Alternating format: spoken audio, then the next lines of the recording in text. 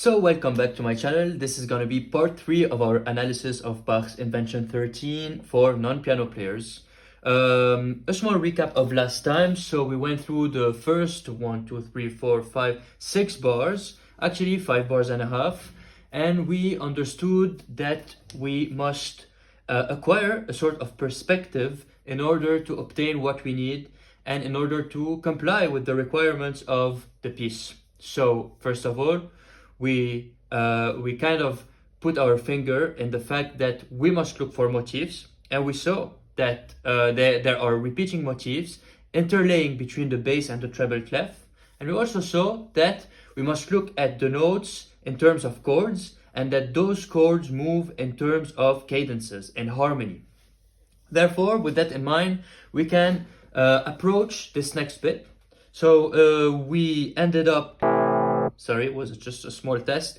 We ended up leaving around bar 1, 2, 3, 4, 5, and let us just repeat this sequence in order to restitute where we left off.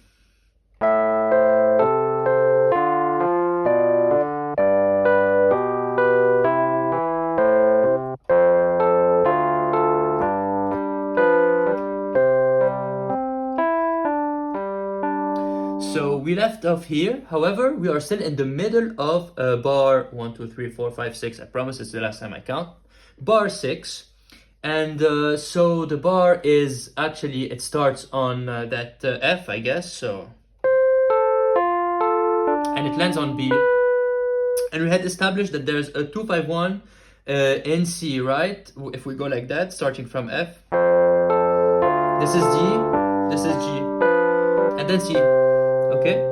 However, from here, things will get a little different, and we're gonna see how and why. So, if we play the move starting from our C on the bass clef, because there are no notes on the treble clef, we're gonna have the following notes. Sounds familiar, right? However, it is not totally the same. We can see that the same cadence that we saw, or actually the same sequence of notes that we saw in part 1, will repeat in C major instead of in A minor. Let us discover why. So can someone tell me what are those notes? Starting from C. What is that? That is a C power chord because it uses the notes C, G, and it goes back to C. So we are playing a C major chord. Let me just make sure if I can upgrade the brightness of the place a little bit. Is that better? If not, I might have to pause and come back in a second. So here we go, folks. Thank you for your time. Problem solved. I had to borrow my mom's phone and now I'm good to go. So we left off at bar 6, right, if I'm correct. And we had established that we ended up landing after a 2-5-1 on C. And we were playing this chord, C, G, C, right? So from there on, we want to see how we continue.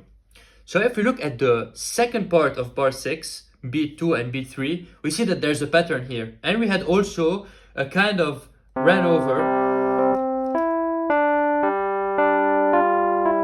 the fact that this sounds sort of familiar to us, right? It sounds familiar for the merest fact that that same pattern was played on A minor.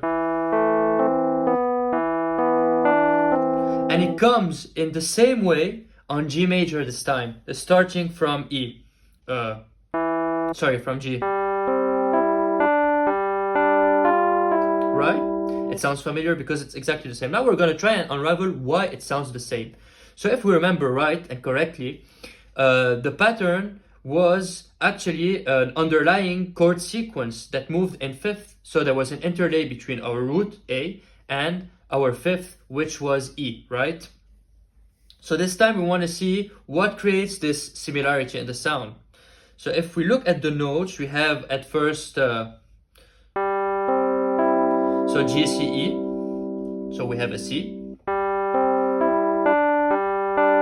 And then we have G, G, F. Now I have a question for you. What is that G, G, F? Can someone tell me? Well, this is a G7 because it is the 5th degree of my C. So again, we have that repeating sequence in chords C to G, and it sounds like that. right? So now that we understand that this is what's going on the bass clef at the beat 3, sorry, and beat 4 of my bar 6, we can move on further on to the piece, and we can see that we have another sort of a similar pattern that we will try and unravel. So if we look at the notes here on the treble clef, we have a G, C, E. So again, that same thing. Now what goes on the bass clef is sort of interesting. So we have the notes E, C, B, G. Can someone tell me what's that? Well, first of all, it's exactly the same as what we had seen before with the bar 2 in our piece. If you look at bar 2, beat 1 and beat 2, it is exactly the same thing, but instead of a G sharp, we have a G this time because we are in C major, and C major is soothing. It's more happy, bright than a minor, especially harmonic minor, which is the tensier, the more tense version of our natural minor scale. Therefore, if we look at the underlying pattern here, can someone explain what is going on here in terms of chord harmony? Well, we are playing E and C on the bass, and then B and G. What is that? Well, those are the notes of my 1 and then of my 5, because 1 we have C, E to C, and 5 we have B to G, right? So we can confirm that we are in those notes right now.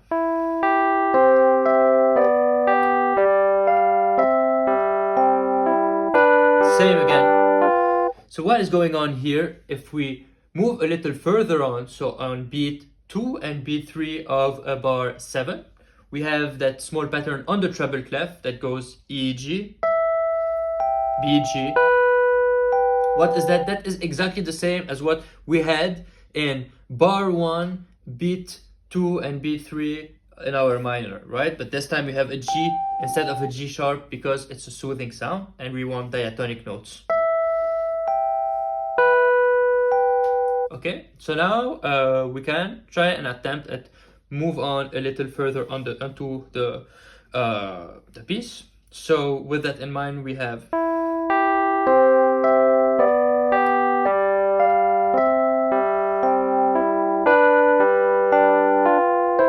more of the same.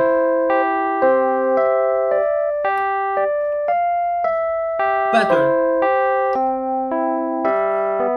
Only using notes of my C and my G, right? It's what it is, a movement between C and G, beat 1, 2, 1, 2. You know what I mean? It's nothing more than this. So let us move on to bar 8 now. And in bar 8, let me just make sure that I have everything in place in terms of camera logistics. One moment, please, if you bear with me. Okay, perfect. We're good to go. So, better be safe than sorry. Now we are at bar 8. Let me just make sure. 1, 2, 3, 4, 5, 6, 7, 8. No, we are at bar 9. Okay. 9. I know how to count. Bar 9. And bar 9 is where things start to shift and change. And we're going to try and put our fingers on why. So we're just coming from this pattern, right? I think it's that C right here. So right. So let me just make sure I get this. Okay. Yes. And then we go to that C, right? It starts on C. If we look at the treble clef, bar 9, beat 1, we have C, A, E. Can someone tell me where are we? What are we doing? So if we look at bar 9, beat 1 and 2, what are we doing here? What chord are we underlining? I'm starting from C and I'm going.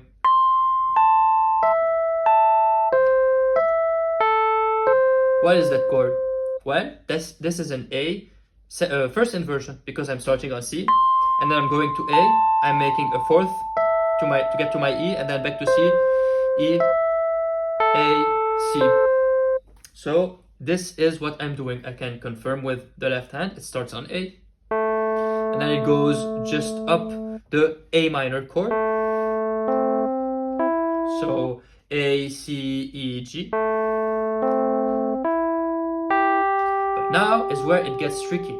So here, if I look at what I have in front of me, I can confirm that my eyes are not crazy, nor my mind is, a little bit, but not regarding this. And I have an F sharp in front of me. So this is where things start to get different, right? An F sharp. F sharp does not belong in C major scale, nor in A minor scale, nor in A harmonic minor. So what is that F sharp doing here? And why does it sound so sweet? So let me just play this cadence for you, so just that you get what I'm trying to say.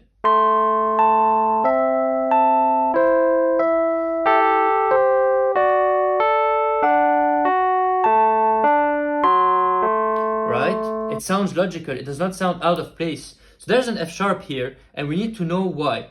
And again, before we get to this, can someone tell me what is the underlying chord we are playing in bar 9, beat 3, beat 4? So let me play it for you. We have a D, it starts on D and then goes to F sharp.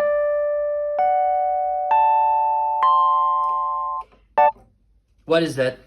And if I look at the bass, I have F sharp to A, F sharp to A, G to F sharp, A to G, F sharp to A. What is that chord? All together we have, sorry, just let me make sure that I don't get this wrong. So, blah, blah, blah, blah, blah, blah, blah, blah, blah. Right? Well, the answer is it's a D, and a D major. D major is not in A minor. So how can we do that? I have a little trick that may help you clarify. It all comes back to the concept of 2-5-1s. I know you've heard this term so many times and you're probably tired of it, but trust me, this is a very important basic knowledge for you guys as aspiring musicians, whatever. It helps all along your journey. So let us get on with the exercise. So let's say we start on A, and our fourth is a G, right? And the scale of A minor.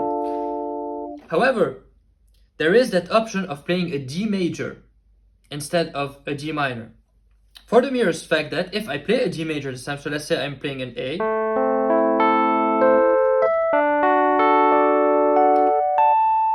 D, what is D in relation to G? The fifth. You remember that concept of home and tense? Well, the fifth always wants to go back to its root, which is its home. And in a diatonic major scale, the fifth is always a major chord. But now we're gonna even stop calling it major chord and we're gonna call it a dominant chord. So this is a G dominant chord.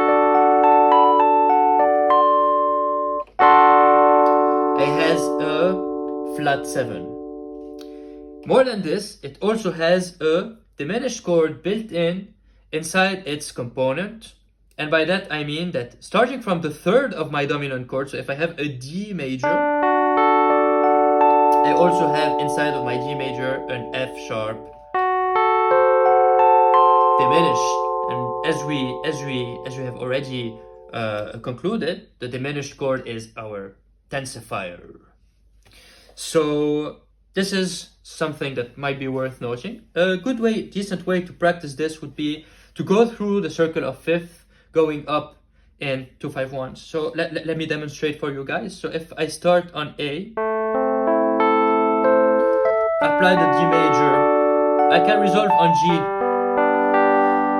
I can do the same, starting from E.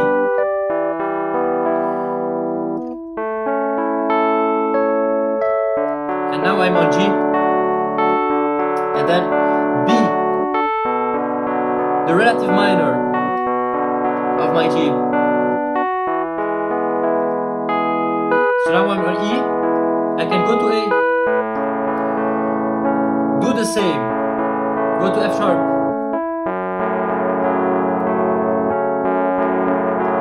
B, the fifth of my E,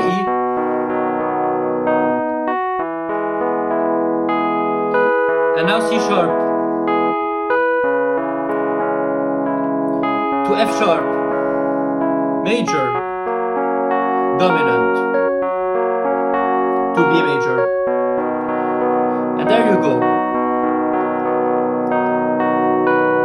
We have completed our circle of fifth and 2-5-1s, and we have demonstrated what we can get from this piece and what is that F sharp doing. How does it sound so fluent inside of that segment, right? It does not feel like it's parachuted out of space. Ooh. But it sounds natural and nice. So there you go. This is something nice you can take in from this small passage.